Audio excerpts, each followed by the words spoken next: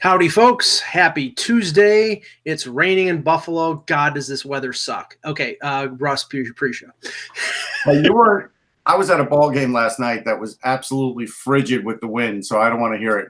Okay. Anyhow, although the Mets won, in case you Phillies fans are watching. Anyhow, so in 2026, the MLB All-Star Game will be in Philadelphia. It's the 250th anniversary of our great country.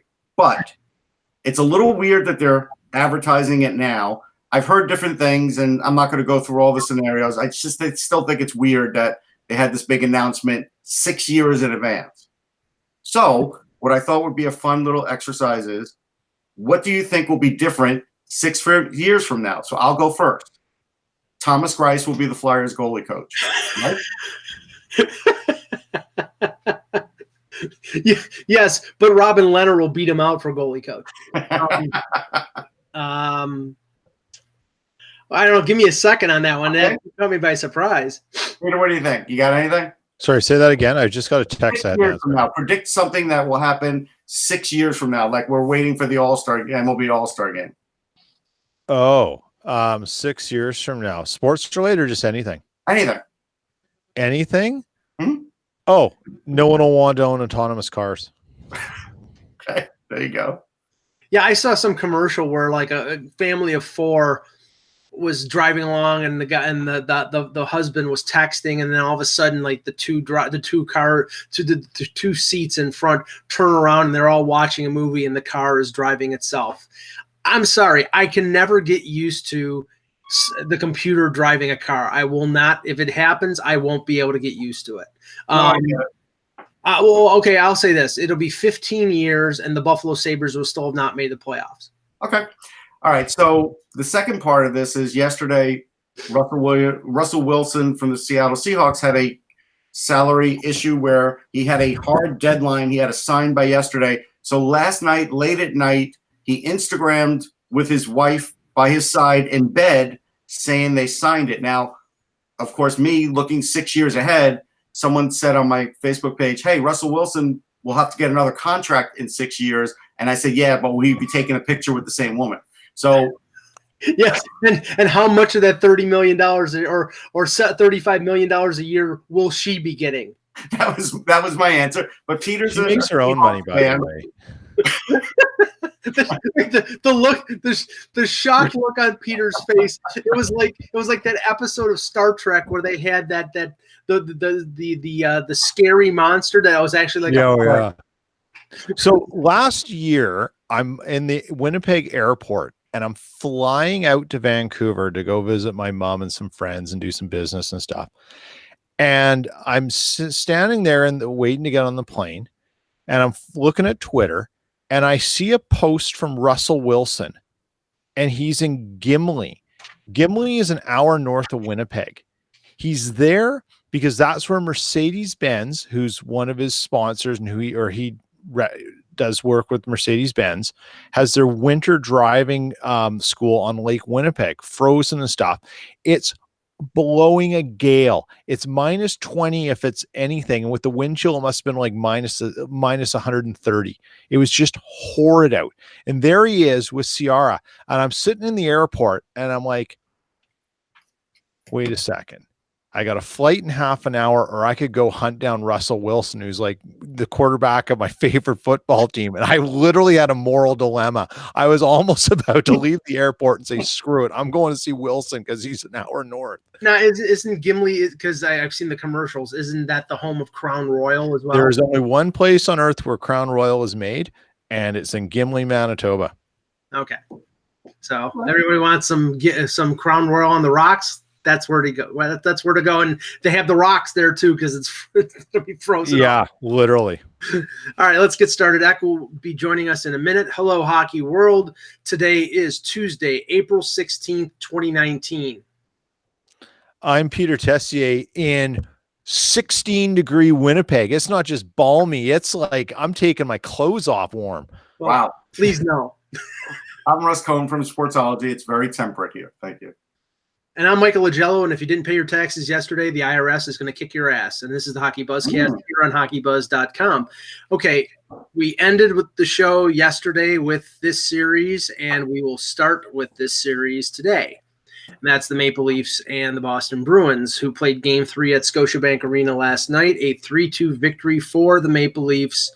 Russ, I watched this game, and Boston could not play the type of game that they played in Game 2 throughout the series. They would probably be like you said about the Islanders series. They couldn't play that way all the way through. Otherwise, there wouldn't be anybody left. And I think that's the case with the Bruins. But the Bruins have to play that way to beat Toronto, because if they rely on speed and skill, they're going to lose the series.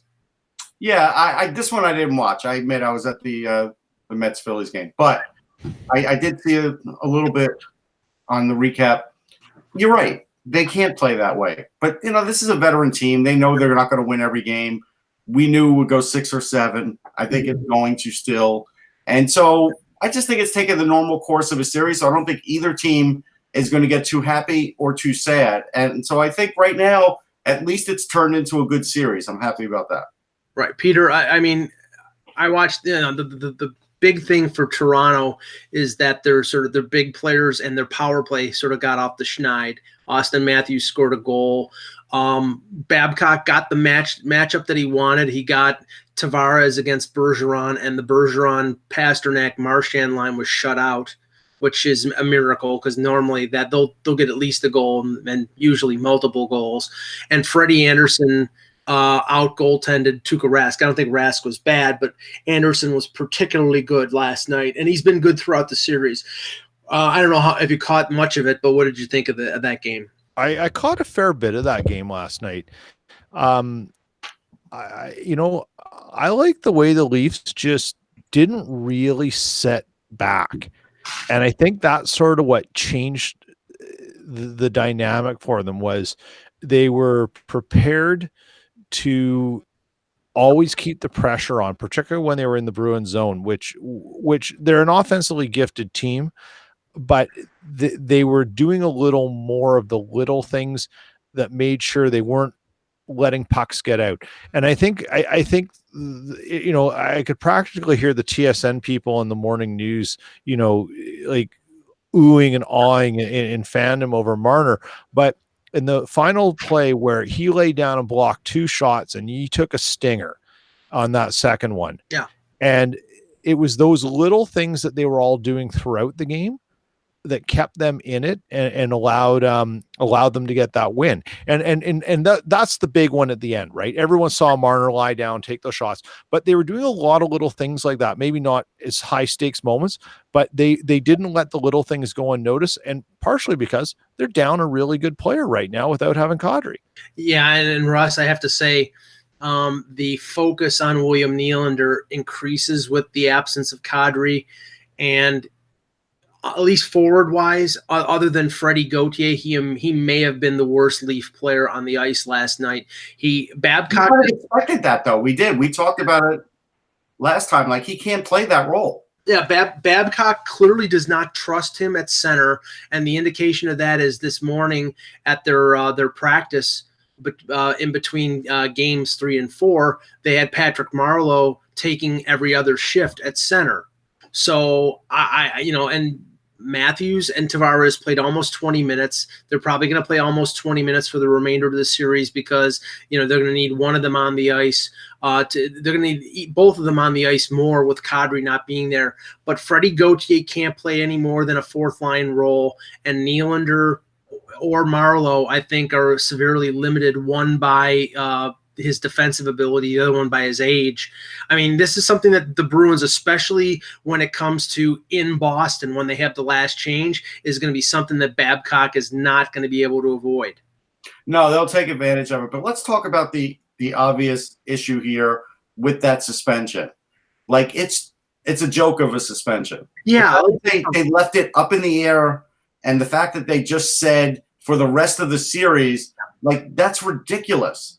It could be 3 games. I mean, it could. Well, now it's going to be at least with them up 2-1. It could be, a full 5 games, but they made it flexible for that series. I mean, I've never heard of a flexible suspension before. No, and it's just nobody liked it. I can't find one person that liked it. Nobody likes it because when you do something like this, you need to take a strong stance. He is a repeat offender. This is not a strong stance. This is sort of like a willy-nilly, we'll do it this way. He'll miss the series. But you know what? It probably should have been more than that, and it probably should have stretched into the next series. And that's why they probably should have mentioned exactly how many games it's worth. Because again, I want to get back to, when are we going to sort of see a rule book for this, where if you do this, this is your suspension? Because again, all this did was create more of a gray area. Yeah, I mean, honestly, Peter, I was a little surprised that they termed it that way. I thought it was going to be sort of like, and obviously it wasn't as severe as the Domi hit on Niedermeyer, but I'm pretty sure that Domi got suspended for the rest of the playoffs and then games going into next season. They didn't go that far here. But really, I mean, if Toronto had lost and Boston had swept the rest of the series, the suspension would have been the same 3 games that he got for Tommy Wingles. And usually with a recidivist, there is an increase of the suspension and not a sort of a flat inclination when it came to the suspension. Yeah, it's different. That's for sure. So they decided that the logic being is Kadri's crime. Oh my God. Howdy, guys. Oh, okay. That's a hat. I thought it was like, I knew it was a hat. I wasn't sure what was on it, Eck. And it's just as sunny as Winnipeg as it is in Florida, by the way. Is this Sonny Crockett? Yeah. Where's your boat? It's about 85 degrees out here on this. It's just, horrible. I know. I feel so bad for you. Yeah. To answer your question, Mike, the oddity of it is that somehow what he did was so flagrant that he shouldn't play another game in the first round. So would that have happened after game 1 if he'd done the same thing? Oh, that's the whole thing. It's a cop-out. It's you can't put a number on it, but you can put a significance on it, which is really weak. And the only time, and I think we said this in our chat last night, the only time I can remember someone being suspended for an undefined amount of time was Bertuzzi. Yeah. And you know what the thing is? That the length of the suspension would not teach any lesson to Nazem Kadri, because honestly, I don't think he learns a lesson. I think he's proven, and he's proven that he has no impulse control when it comes to stupid penalties that cost his team his services. So I mean, they could have suspended him for 20 games, and he might go out and do this again. I don't think he learns his lesson like, say, Matt Cook, who was a recidivist and a dirty player, but late in his career, when he got that long suspension, he says, I can't play like this anymore because I'll get booted out of the game. And he sort of calmed down a little bit. I don't think Kadri's going to calm down. I think he's going to come back from this. And I'm not saying he's going to go out and run somebody and do something, but he's going to do this again because that's the type of player that he is. An interesting thing for me for suspensions, is the concept of being suspended per games or for rounds. Like how do you do that? Because say the Leafs finish them off in 5 as predicted. Right. No. When the next, should 2 more games count before the next series starts? No, I mean if Columbus finish, and we'll talk about that in a few minutes. If Columbus finishes the sweep and the Leafs, as Nostradamus Eklund has predicted, right, 5, then it's over. He's in game 1 against the Blue Jackets. It's over with. And that, right. I mean, hey, as somebody who's been a follower of the Leafs, I think they lucked out because I was expecting him to get a longer suspension. But this was sort of like I said, it's a flexible suspension. It's not. It's strange. The rounds thing is really strange. Like it just feels like it's not really a number of games. Yeah, he just can't play against the Bruins. I guess it's almost how you have to do it, though. Like in a way, really, what matters is the fact he's out for this round. That's really that's the actual penalty, right? So, That makes some sense. It does make actually some sense. It does. It I does. don't think It does. I Yeah, really it does. It doesn't.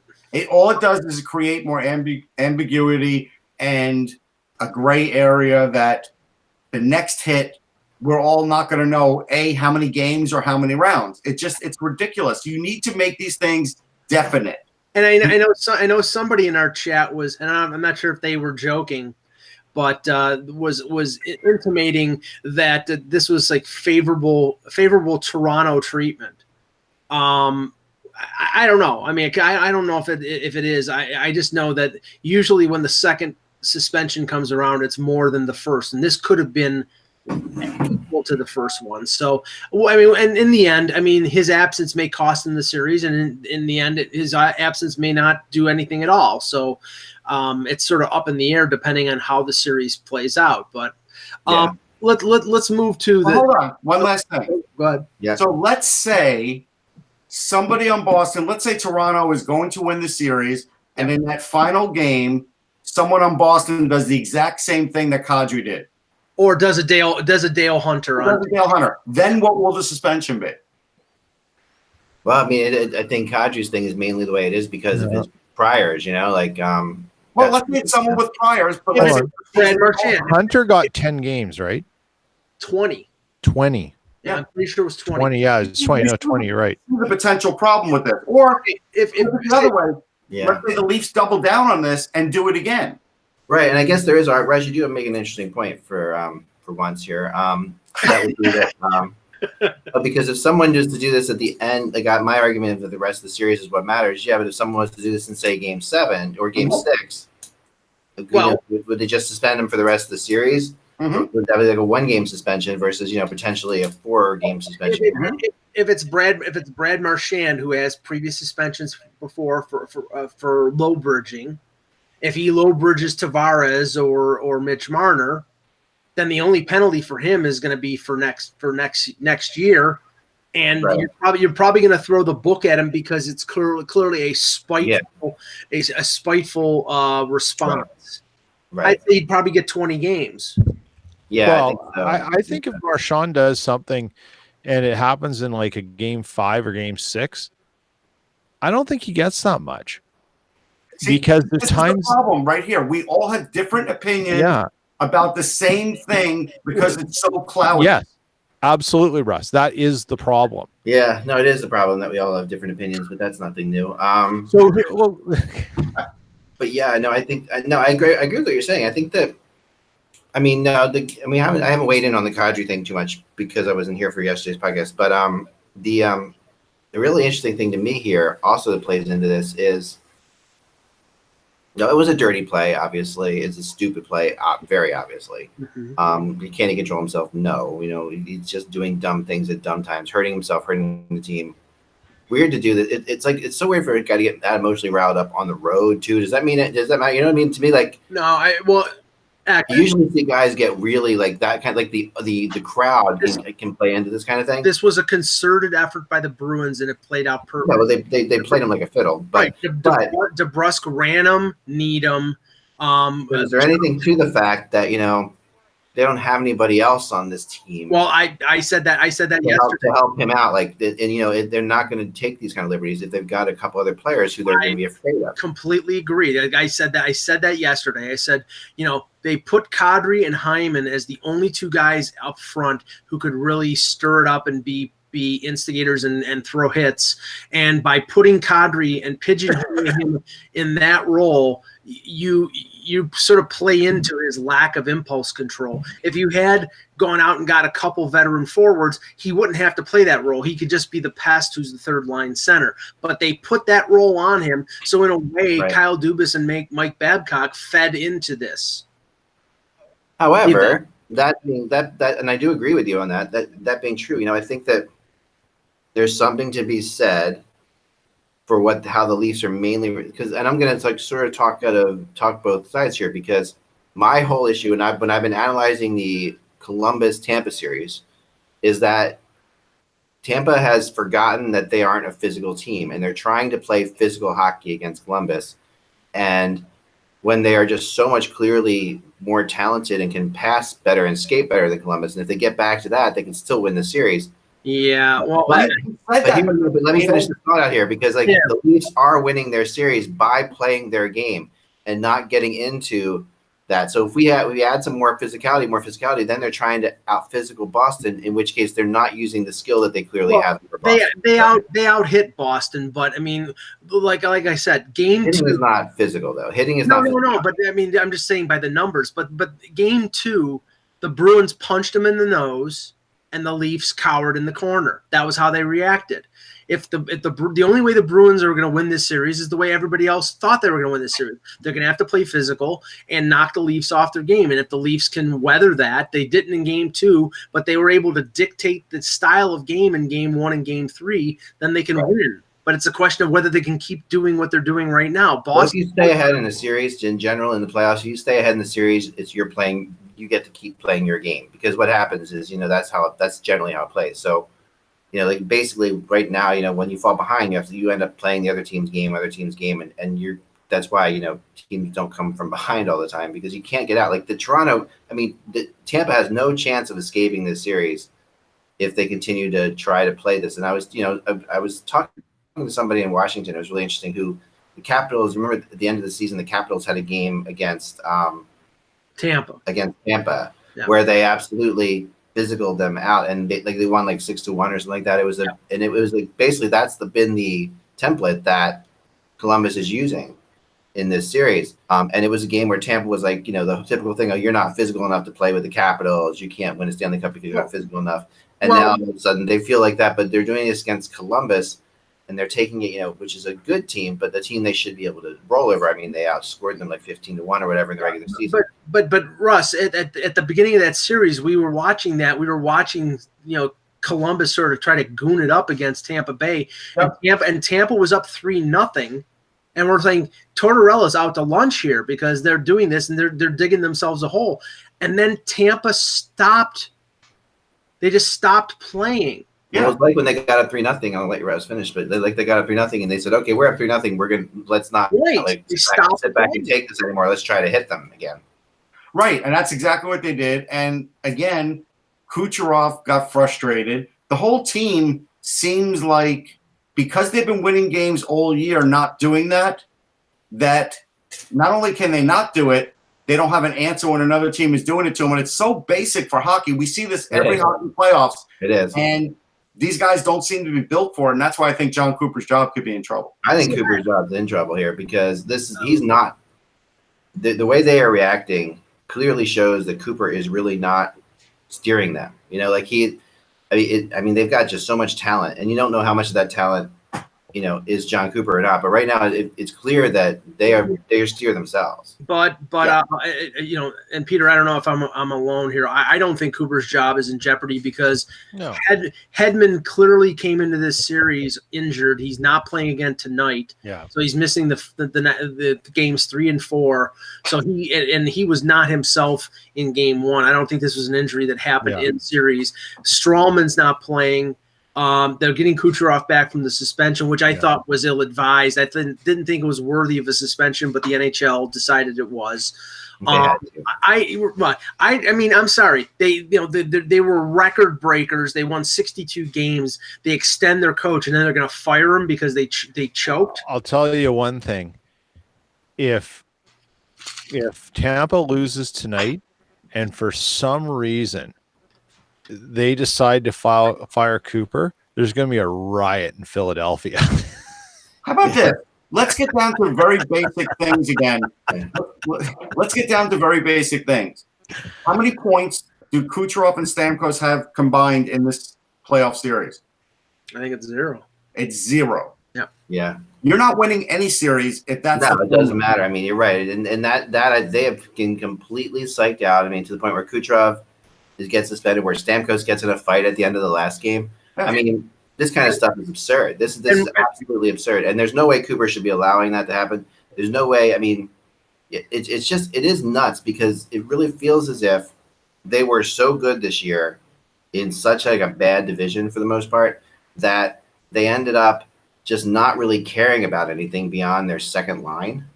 You Well, know, they had so much talent there, they could just put them out, but there was no thought process. They were so far ahead, and I didn't pick up on any like sort of lackadaisical response in the last couple months. They kept going. Yeah. You know, and that's the thing. So I mean, we'll talk about this tomorrow. But After they did a great job at keeping going, and that was impressive, I thought. But we saw them coming to Philly when they had nothing to play for us, and we were just like, geez, this is like, it's like watching the Red Army team, you know, like it was. In the 70s. They were so much better than the Flyers. It was ridiculous. Yeah, it wasn't even close. Well, and the Flyers were like on a 12-game winning streak or something like that at the time.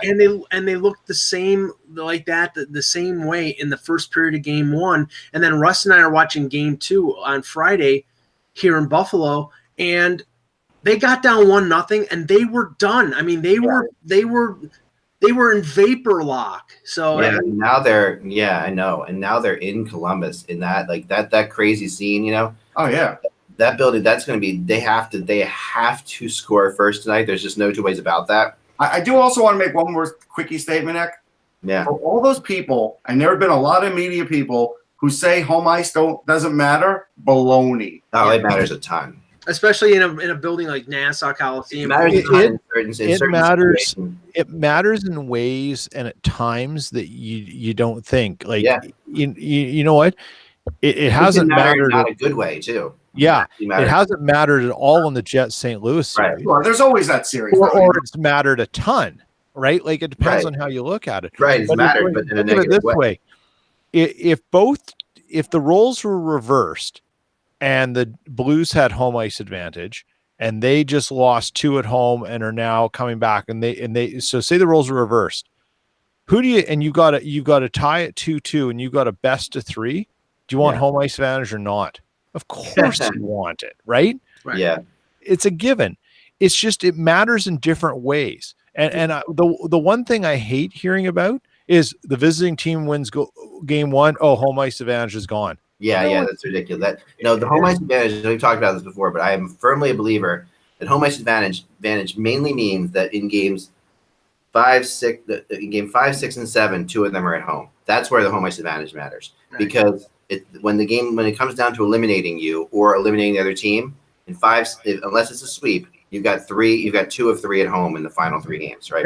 That's why all these series that teams are up 2-1, game 4 is so ridiculously important, because if you get up 3-1, you can afford to lose a game on the road.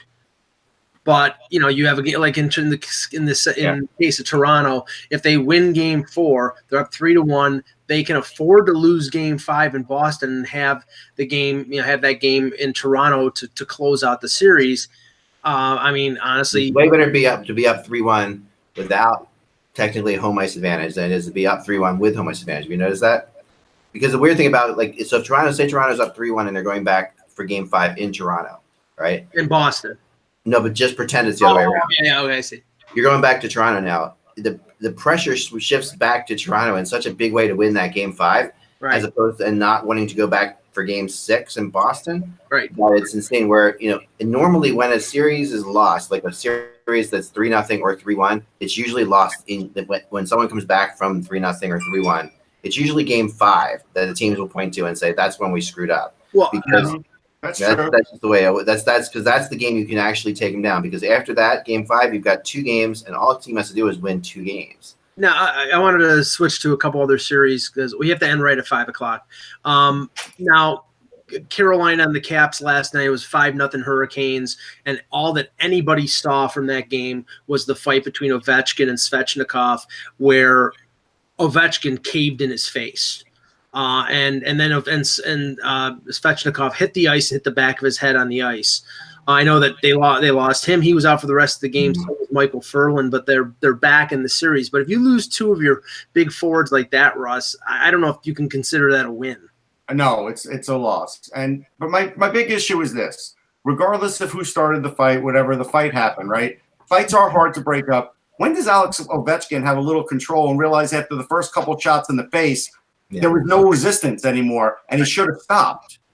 Yeah, I agree with that 100%. You know what's really funny about this whole thing was Twitter was a hot tire fire last night. And I'm not going to name names, but one of the staunchest Leafs observers who advocates against fighters, goons, has called them out for years, stood there and put a tweet out that said, Svechnikov isn't 19. He's got the body of a 25-year-old. He knew what he could handle. He should take it.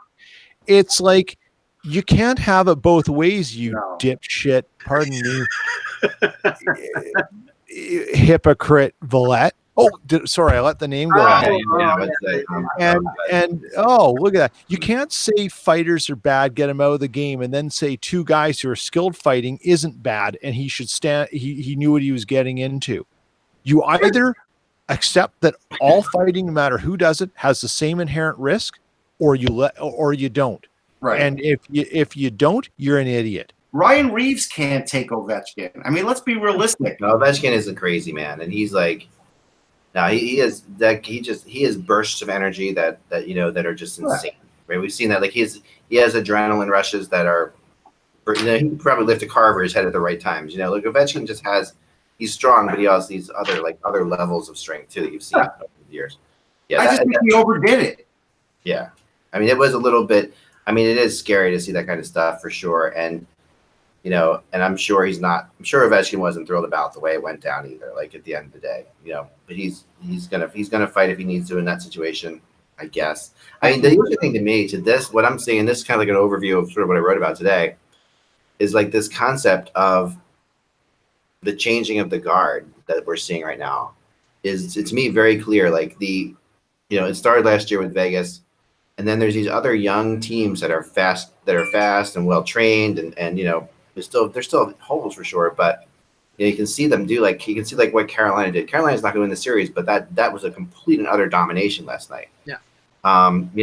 Same could be said with Colorado and Calgary last night. Basically, the Islanders are gonna win that series, and they are just completely and utterly. I mean, Crosby doesn't have a point. Who would have thought that Crosby, Stamkos, and Kucherov wouldn't have points yet in the playoffs, right? I mean, that's just craziness. I mean, the fact is there is this younger group of teams, and I'll put like the Blue Jackets in there as well, that are just absolutely taking over from the team, and I'll put the Maple Leafs in there that are taking over from these teams that have been around a while. Well, talking about that Calgary-Colorado series, I mean, first of all, Nathan McKinnon scores 3 straight goals, the overtime in Game 2, and then the first 2 in Game 3. Yeah. And Russ, the guy that we were watching at the Frozen Four last week, scores his first NHL. That's pretty crazy. Yeah, I mean, it's not really surprising. I heard something ridiculous on a TSN broadcast, and I'll stop there, where they were talking about Cale Makar being used in like a secondary role for the Team Canada team. Yes, he was. He was underutilized. The whole world knew it.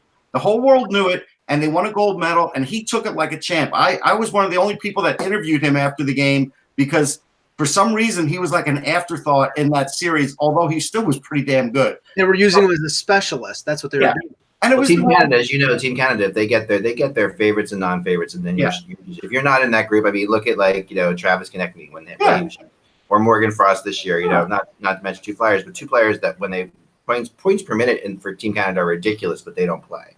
Right. No, it's true. So now I'll filter that part out. We get to what he did in college, and we all know that he was on the kind of team that he was the most important player on the team, and he was the engine of the team. So he had to really spark everybody else up and make everybody else better around him for that team to keep moving on, right? Yeah. So now when he gets to the NHL, he doesn't have to do that. He could just show off his skating ability, his ability to score, his ability on the power play, which was great. They took Sam Girard off the power play, which is a tough thing to do because Sam looked pretty good on the power play. I think, me personally, I'd replace Tyson Barrie and put Sam Girard back on the power play next year. Yeah, totally.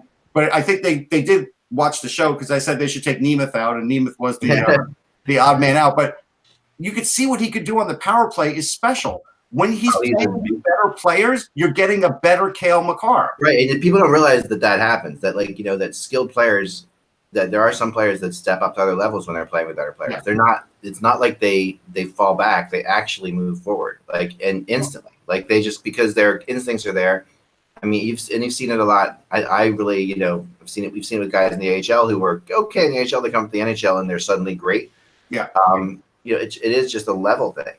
Well, the one thing the one thing I carried from this game, and it sort of feeds into what I said before the series started, is I didn't think Mike Smith was particularly strong. Yeah.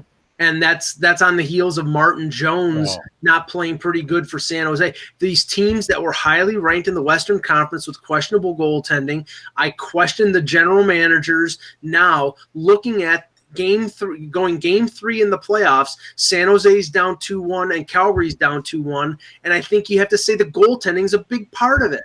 Yeah. Well, I did. You know what? I was watching that game and then I turned off to do something else. But did Smith start the third? I can't remember. I don't know. I think he did. I think he did. Yeah, I think he did. What is Peters thinking? I think Peters has done this before. He played the whole game. Here's the methodology on this, and it's like there's another way of thinking with goalies, that when you have that a goalie is like an emotional lift to a team, and if you're out of a game, you don't do it in the playoffs. Like you just say, okay, we can start him, and if he doesn't start in the next game, then you have to really wonder what the hell's going on. But I think there is something to, like, if you're down a lot, don't let this guy get in and get a couple goals. Make it still like, something special that when the new goalie comes in. I think that's the idea. All right. I want to also point out, though, how it affects your whole team when the goaltending stinks like that. And so you're second guessing everything. Yeah. So Nathan McKinnon was taking a puck down the wall. I think it was in the third period. I was a little groggy because I got home from the baseball game. And McKinnon went around Johnny Gaudreau almost like he went through him. Yeah, like, I don't know what Johnny Gaudreau did. Did he move an inch to the left and McKinnon went through the wall on the side of the wall? Did he just go around him because he was that much faster than him? Gaudreau didn't even react. And McKinnon was right in on the offensive zone creating havoc. And that's the problem when you have a goalie like Smith, who, when he's at his best, yes, the stick is great and everything's great. But when you get that guy, it affects the entire team. Yeah. And granted, Colorado had 56 shots on goal. It was unreal. They had 40 after 2. They were basically doing a shot a minute. Yeah. No, but I mean, like, looking at Calgary, and Calgary's a young team too, a relatively young team at least. But then, I mean, just looking at the way that played out, I mean, that game and the Washington game, those games were just not even close. And it was crazy to watch these, what Carolina and Colorado were doing. I have to say, go ahead, Peter. I was just going to say, I mean, comparing Colorado and Carolina, if you had those two teams meet in the final, not that I think it's going to happen, it might be the fastest. It might be the fastest game series of games you'd ever seen. It's funny because you say that because it would rival what I think was the fastest series I ever saw, which was Carolina Edmonton in the Stanley Cup Finals. Which was crazy. I mean, people forget that it was the first year where you couldn't put a stick near a shoulder or an arm without getting a hooking call, so no one did it then. Yeah, right. And it was just so fast. The 2-line pass was gone. It was just like it was the wild, wild west, and those teams could fly.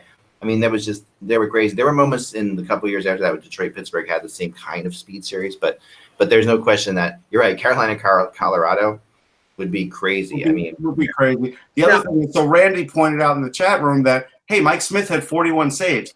Like, big deal. A garbage can had 40 saves too. Like, it's just not every shot's going to go in. And he made some good saves, but the point was he didn't make a lot of the saves he needed to make. And I'm assuming they're going with him next game because they didn't take him out.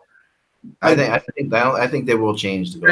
He made 50 saves. 50. Say you're wrong, Randy. And he was down 3-0 right away. That's all that matters. I mean, it's like the fact that it was 3-0 before you can blink. I have to say this. Moving on to another series, I feel guilty because there's 8 series out there. There is going to be a series that you miss out on, and the one that I continue to miss out on is Nashville, Dallas. I did watch some of that.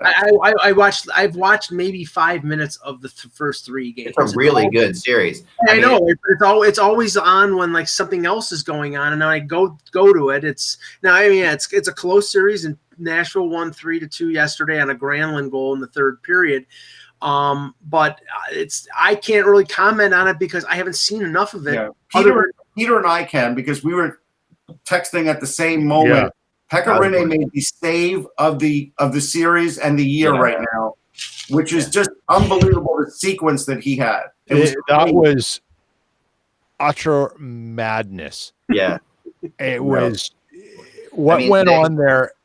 Like, you look to the heavens and go, what do you got to do? Right. Yeah, And the weird thing is, like, what would ever happen if Pecorine gloved stuff cleanly, which he almost never does? No, I know. He's still as athletic as anybody, which is the crazy thing. He really is. He stopped him with his glove. Of course, the rebound goes out there. He gets to the other side of the net, sprawled out on his legs, and he's snow angeling it. And he makes 2 more saves that way, and then somehow the puck goes under his pad, and it was just like, and that was when the game was 3-2, right, Peter?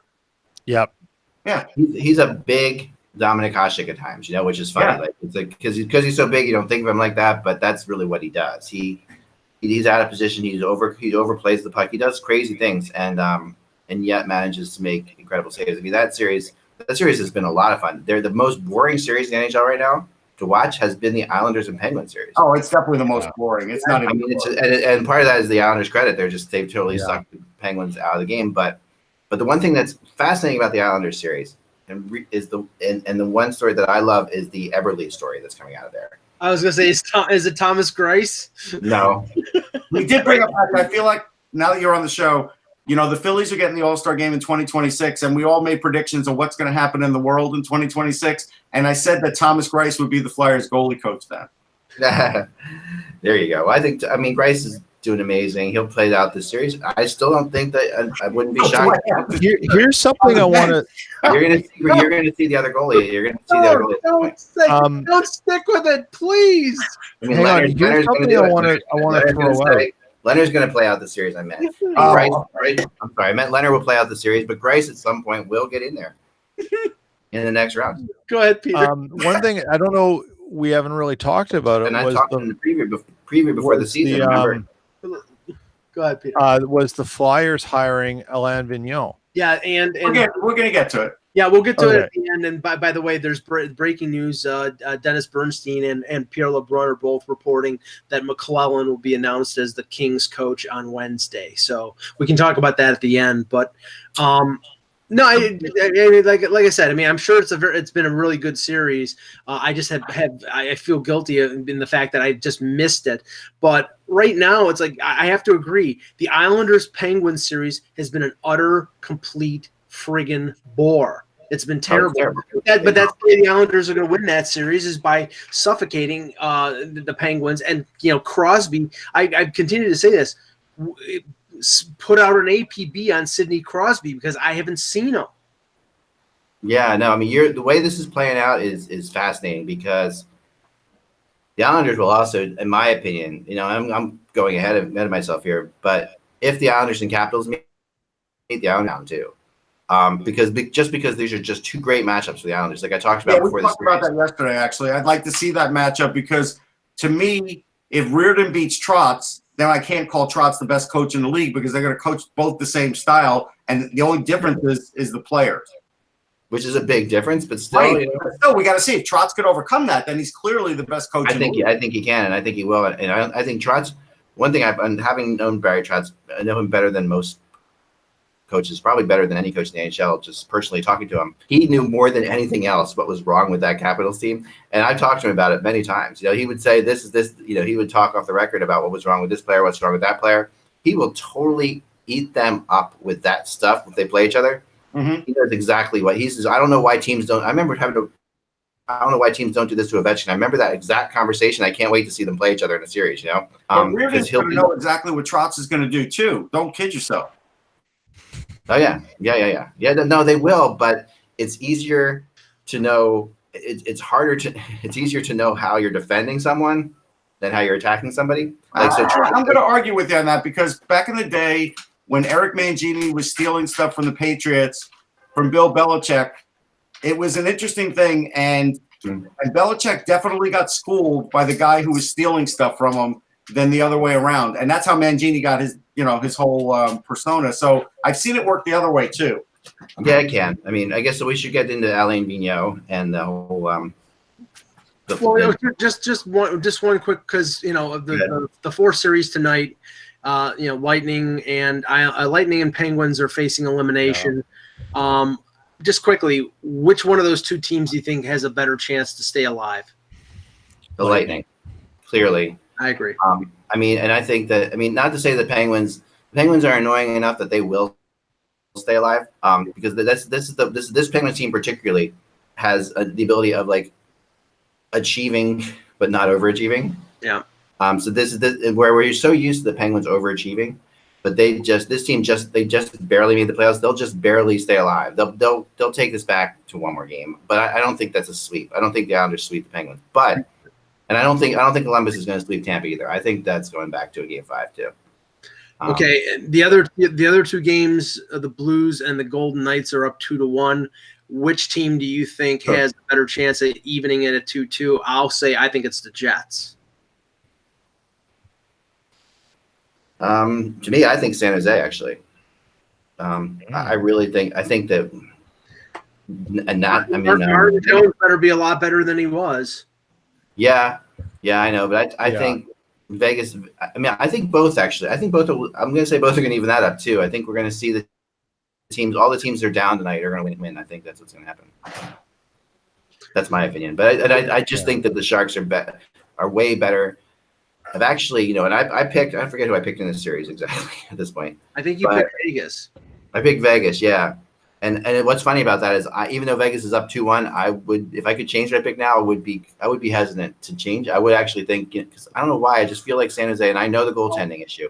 The Sharks are going to be without Thornton because of the 1-game suspension headshot. So that can't be overlooked. Now he's not as important as he was 3 or 4 years ago, but I still think he's important.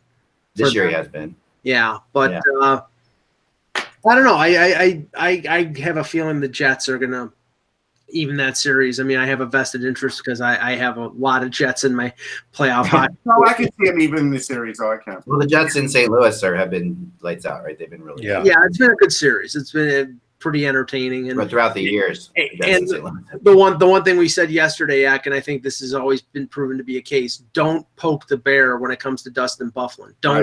Don't awaken the sleeping giant. You just fill him with resolve. And honestly, I think the Blues did that in Game 3, and he didn't take over the game, but he was a dominating force in the second half of that game.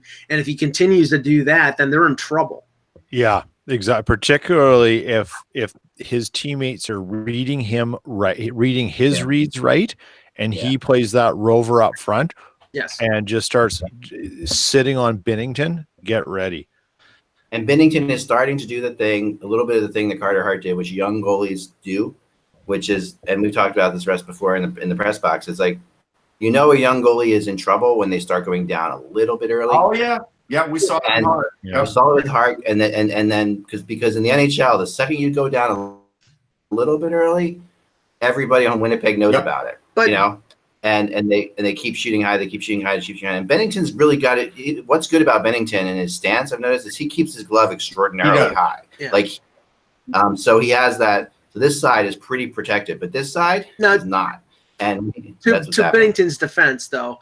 I mean, he's young in terms of he's 25 years old, but he's had a lot of experience in the AHL. He's young in terms of being in the NHL, and that was probably his first bad game in 3 months. So, I mean, I'm not. I know. This could be a moment where he has started to hit the wall. It happens with young goalies. Yeah. He's never seen, no matter how many games he's played in the AHL, no matter how many games he played for Team Canada, he's never been in this situation. Yeah, and we were saying yesterday that that goal by Hayes, that was just a weird, greasy, soft, odd goal, is the kind of thing that just makes you start thinking about things too much. Yeah. And sure enough, he started thinking about everything. Yeah. And the next thing you know, Byfuglien knocking one off your melon into the net from the goal from along the goal line. I mean, it's just weird. I don't expect things like that to happen again, but the Jets are going to they're going to make life so uncomfortable for them any way they can tonight because they saw him break. And I have to say that this is probably a little bit of a surprise for Jets fans, but the guy who's actually been fairly impressive with his consistency in terms of offense has been Patrick Laine. He He's shown up.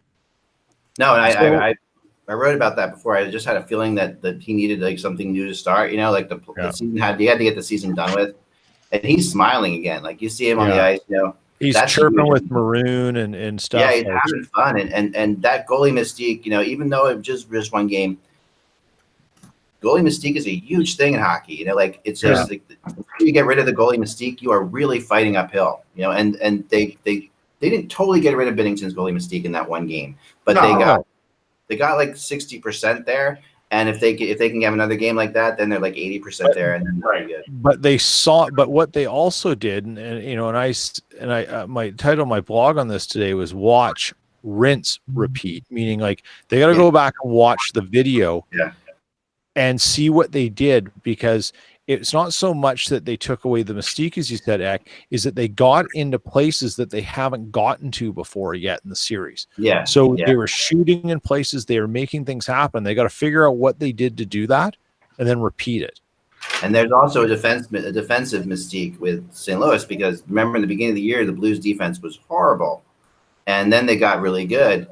And in that last game, you saw a lot of the mistakes that the Blues defense made earlier in the year, where they were really easy to get inside on, and that's if that continues, they cannot let it up. They can't let up against Winnipeg. They're in a battle for their lives right now. That series is a great series, and that's going to go the full distance, I think. All right, let's talk about the coaches, because Eck, I was curious to get your thoughts on Lane Vigneault. The Flyers apparently talked to Scott Sandelin. They put in inquiries on Quenneville, and it was too good of a fit for him in Florida with they tried nice weather and Dale Talon and a young core there that I think he thinks they can turn around, and also add guys like Panarin and Bobrovsky in free agency. I think Vigneault was probably the second best coach out there, so I think the Flyers did pretty good. What do you think? I think they did well, and hats off to Russ, who's been saying this forever, that Vigneault is going to be here. I think that I've talked about being not the greatest fan of Vigneault and the way he handles goalies, but that what he will do, and I think Russ said it best last, is he will put in a defensive system that works for these guys, and he will finally be a coach that's won enough, that's been in enough situations that'll help Claude Giroux and Voracek kind of get back to themselves and not feel like they're peers of their coach, but feel like they are, because I think that thing it really hurt about Hextall in general, I felt, was that they were too tight in just terms of the fact they're too close in respect. Hextall's, Giroux is like and I'm not saying Giroux's a bad egg or anything like that. But he does need somebody who he looks up to completely to respect him. And I think they went. The other thing that I will say though, the other side of this is, for Flyers fans, is this is another conservative move by the Flyers in a way. Because that from Fletcher to Vigneault, they definitely decided after Hextall, which Hextall, that was kind of an out of the box thinking. This is very much in the box thinking. Both of these guys, these are who you'd expect them to hire. And I don't know that, who knows if that works. I think it's, it could be a very good transition, because you needed Hextall to be out of the box to get the Flyers out of the hole they were in with cap and prospects. You needed someone to do that. And they made the decision that the next phase had to be done by someone else, right or wrong. The decision's made, so you can't go back. So now their transition is Fletcher, and then they bring in Vigneault. And the point about him handling is kind of interesting, because I think we saw in that 2011 run some of the things he did. And let's not forget that for Game 6 in Chicago in the first round of that run, he put Schneider in. That took stones the size of beer kegs to make that call. It was odd. They didn't win the game, but Longo ended up coming back in because Schneider had an anxiety attack that later came out. He said it was hydration, but it later came out about his anxiety. So here's something I was thinking about with Vigneault and Carter Hart. So you have the franchise goalie in there, but he's not the guy yet. And you got Vigneault to bring him in, and you've got Vigneault's kind of funny history with goalies. And Vigneault's success has always come when he's had a Vezina caliber goalie in his lineup, which is Lundqvist and Luongo. Yeah. So now you have Hart, but he's getting Hart way earlier.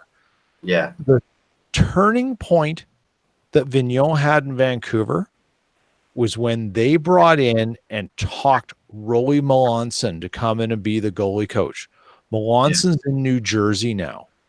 Right. Melanson was AV's assistant coach when he was head coach in Montreal. They got him over to Vancouver. They worked around stuff. I would not be surprised if he goes down this playbook again. And that could be a very good thing for Carter Hart, depending on who he works with now, what his coachability and how he looks at things. Because Rolly Melanson is a goalie whisperer. Okay. And so Russ, let me just ask one thing. Wasn't Talbot in New York when Vigneault was? So so a couple things. So that's another good point. So when we did just interview Fletcher, myself, and Jason Martinez on the Stick to Hockey podcast, he told us it'll be a 50-30 sort of split. You know, obviously 52-31, whatever. Do the math. I can't. But it'll be a split like that. And he didn't say it's definitely Hart with the 50 and the other guy with the 30. So now it even makes more sense if they do bring in Cam Talbot, because he knows Cam Talbot. He trusts Cam Talbot. So now if Hart's not exactly right, he will have two goalies to work with, and I think that'll work fine for Vigneault. I don't think there'll be a problem. The other issue is that the Flyers have two goalie coaches, and to move out two guys to bring in Melanson might be a little bit more than Comcast wants to do. One of them, I mean, the contract will definitely be up on one of them, and so we'll see how it works out. But they've got a couple of guys there, Peter, so that's why that may not work exactly. But let me talk about some of the other team stuff. So everybody likes to say, hey, Buchnevich was in the doghouse. Sure, but he also didn't have a 200-foot game in those days. And there were shifts where they weren't perfect, right? You could get away with playing like that for Vigneault if you're scoring 20, 25 goals a year. Yeah. If you're not, you can't.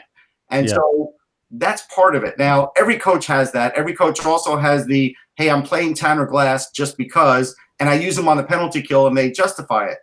Vigneault's going to do the same thing with somebody on the Flyers. Like, that's just the way it is. Get used to it. It's just the way it is. There's plenty of coaches. And there's a lot of coaches who are like that. Yeah, no question. Yeah. He'll have a goon squad. Flyers will like that. Vigneault does that. The big thing I looked at was if Ivan Provorov isn't a holdout and his contract does get done, I think what they'll try and do with him is do the same thing they did with McDonough.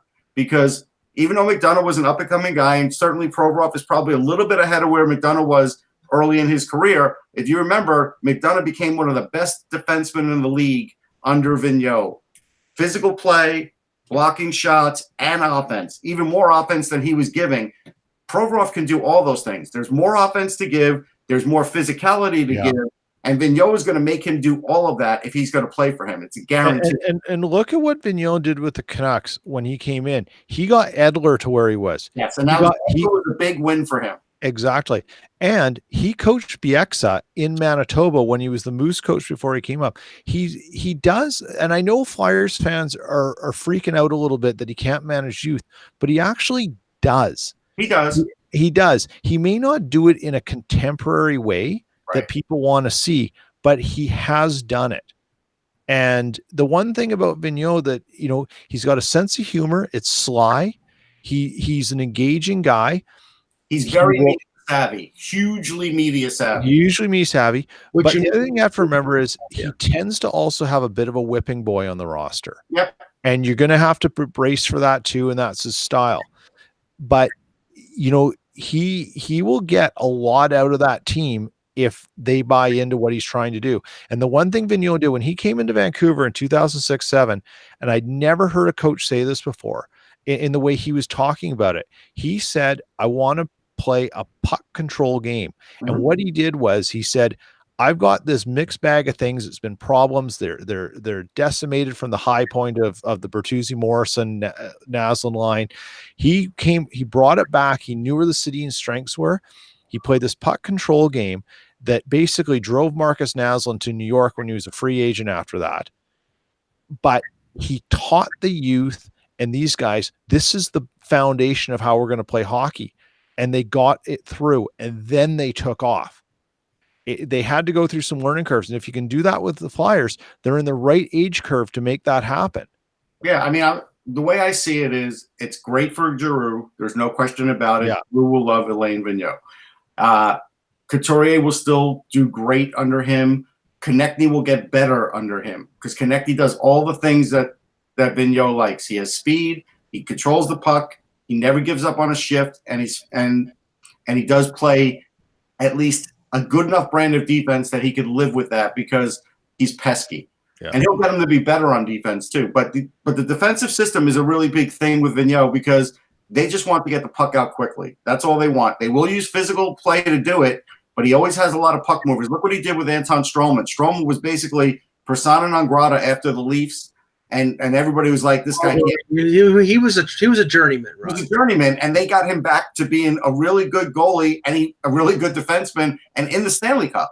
And to me, that was a great success story. Yeah. Even someone like now Sam Morin may be able to play for Vigneault if he's simply going to be a tough guy and a penalty killer. Vigneault may use him that way because he likes guys that can do little roles. So I think ultimately it's good. I do think it's a little crazy for Flyers fans to think they're going to get like every free agent because they have cap space. There's 31 other teams you're in competition with. You're not going to get every big name free agent. It's just not going to happen. Well, get ready for the 3-year contract for Tanner Glass. But also he'll find a new Tanner Glass, Mike. That's what he does. There you go. Was Stu Bickle one of his, or was it Torts? No, that was Torts. But you know what? Maybe Terrell Goldborn will be the guy that comes up, and Vigneault likes him because he likes the way he skates and he likes the way he hits and fights, and he gives him a contract. There you go. All right, we'll talk about McClellan tomorrow because I'm sure we'll have enough to talk about, or we'll need a little more to talk about with potentially a couple series ending. 4 games on the docket tonight. Like I said, Penguins, Islanders, Tampa Bay, Columbus, Vegas, and San Jose, and Winnipeg and St. Louis. We'll talk about those games tomorrow. For Eck, for Peter Tessier, for Russ Cohen, I'm Michael Agello. Thank you for watching, and remember, without the buzz, it's just hockey.